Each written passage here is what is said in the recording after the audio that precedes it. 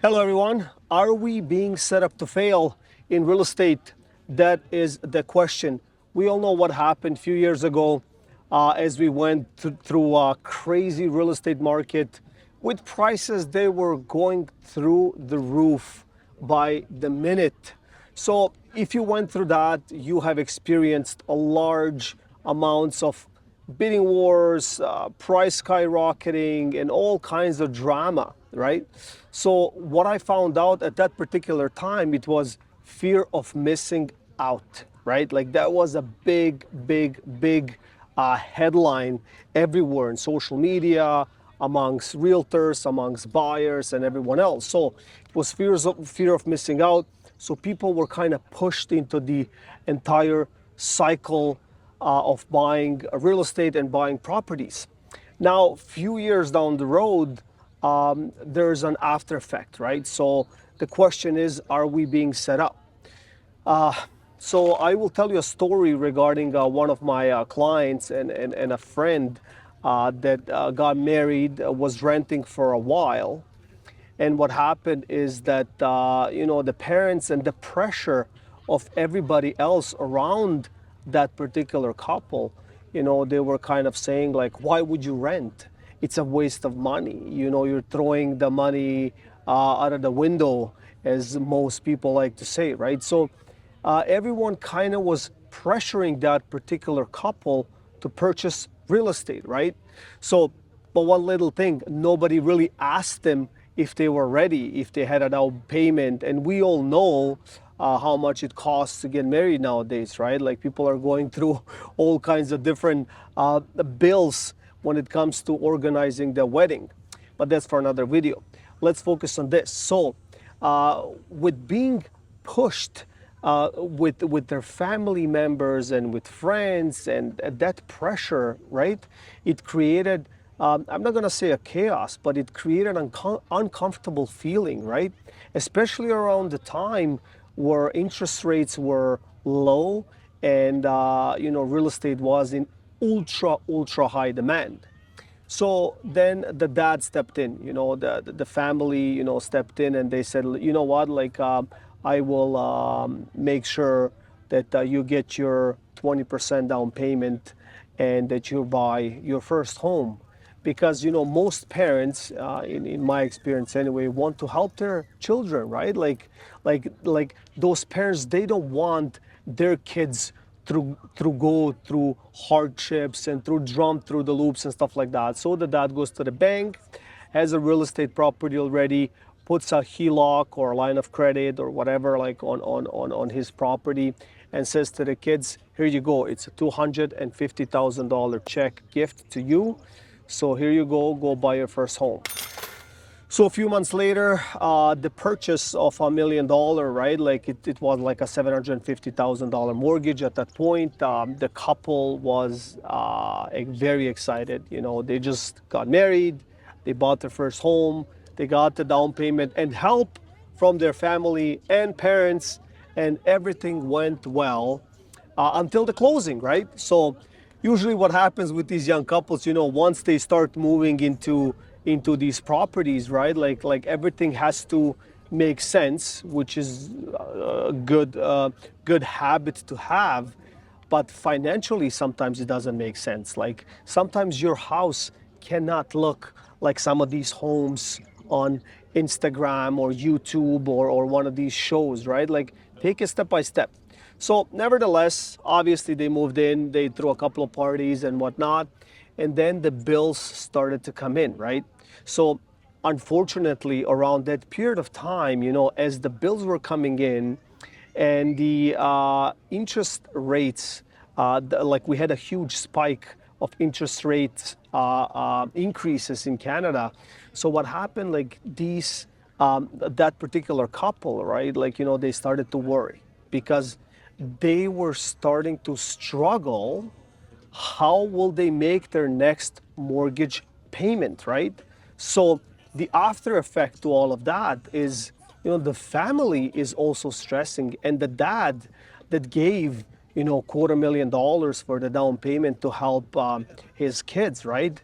Because for decades we have seen, that The one thing what you do is you buy real estate and you keep grinding and you hopefully pay it off in 25 or 35 or 50, whatever the X amount years is. But this is how many, I would say, immigrants or newcomers built their wealth. Like if they did not know anything better, they just started, shifting bricks, shifting, real estate around, and that's what happened, which is not a bad thing, right? So real estate, it's a long-term investment. Like you have to look at it for a 20-year plan, 30-year plan, or maybe even a retirement plan. But back to the story. So what happened is like they started to struggle, right? So they have increased mortgage payments. They have obviously a car payment, not one, but two. So everything else went up. So now like the dad is sitting at home with his wife and like, with the mom and the entire family. And now they're stressing out how their son or the couple is gonna make it, right? So it is extremely stressful, I think, on both parts, knowing that they're extremely suffering in this particular scenario because like, the dad wanted to help and wanted to hand out that particular $250,000 and good for him. The kids obviously took it in a heartbeat, right? But I guess the miscalculation is there that they didn't earn that particular down payment, right? And it's a big down payment. Real estate is very expensive. So the suggestion is like take it one step at a time. Just because your friends own real estate and you don't, your time will come when you are ready, right? So that's the advice. Your time will come, and not every vacation you should take. Not every new model of a car you should buy, right? Maybe you should pay off student loans. Maybe you should pay off some of your car loans or visa loans or whatever you have going on, right? Instead of just competing against the society, the pressure, or your friends, right? Like they have a bigger house or they live in a better area, right? So I trade every day and I see it all the time, right? Like, I see it from these first-time buyers, they say like, listen, like, I know where I want to be. And those are usually areas that are in extreme high demand. Like, like you want to be in Etobicoke as a first-time buyer. You want to be in Mississauga. You want to be in downtown Toronto. You want to be in Vaughan. You want to be in Markham. You want to, like, those are all high-ticket, Oakville, like, never mind. Like, and they know all these pockets. Like, I want to be by the water. I don't want to be here. I don't want to be there, right? Like, so it is interesting that they search the best possible neighborhoods, but those neighborhoods, they come with a price, right? And on top of that, they do come with additional premium taxes, additional premium X insurance policies and all of that stuff, right? And there's a reason for it, because there's got to be some kind of filtration, right? Like, so we have ultra premium expensive areas, and over the years you will see those developments rise, custom homes, better looking, more expensive, more premium. So you don't have to be there, right? Like, so try to find a solution how you can match your current lifestyle with what you have and how much you're earning, right? So, without a risk, there's no reward. I understand that part, right? But it is wise to kind of do those calculations. Every phone has a calculator. Calculate it. Be smart about it. Like, you know what I mean?